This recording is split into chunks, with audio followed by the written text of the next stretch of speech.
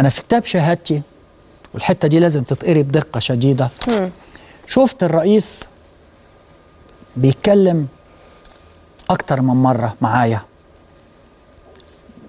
كان يعني هو الرئيس ما يتكلمش كتير، الرئيس مبارك ما يتكلمش كتير، هو بتكوينه كده ما يتكلمش كتير، هو يستمع أكتر من يتحدث. لكن أنا تبينت أنه أثناء تقديم أوراق اعتماد السفراء، وبيبقوا 20 سفير، كل سفير بينه وبين التاني 3-4 دقايق، فبيبقى في 80 دقيقة بيني وبين الرئيس، نصهم شغل ونصهم انتظار لحضور السفير المراسل الآخر. فبتكلم معاه، فأحيانا راح مرة قايل لي إيه، شايف أنت علايف في أذربيجان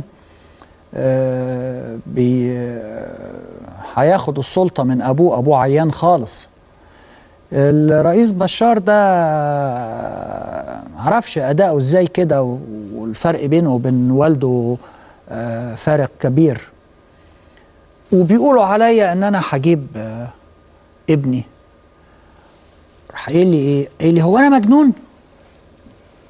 حتى انا كده جفلت، لانه لم يسبق للرئيس انه يرفع الكلفه معايا، وانا ما احبش ارفع الكلفه مع حد، احب ده كل المسائل تبقى بشكل دايما رسمي، يعني كل حاجه في هو رئيس وانا وزير خارجيه.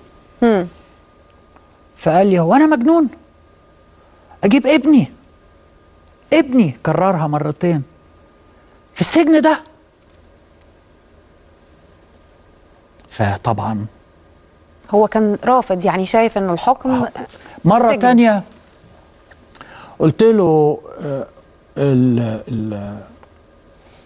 يعني أنا شايف إنه جمال ليه اهتمامات سياسية، وبيشتغل في لجنة السياسات، ومهتم بالانتخابات، ومهتم بالوضع الداخلي والوضع العربي والوضع.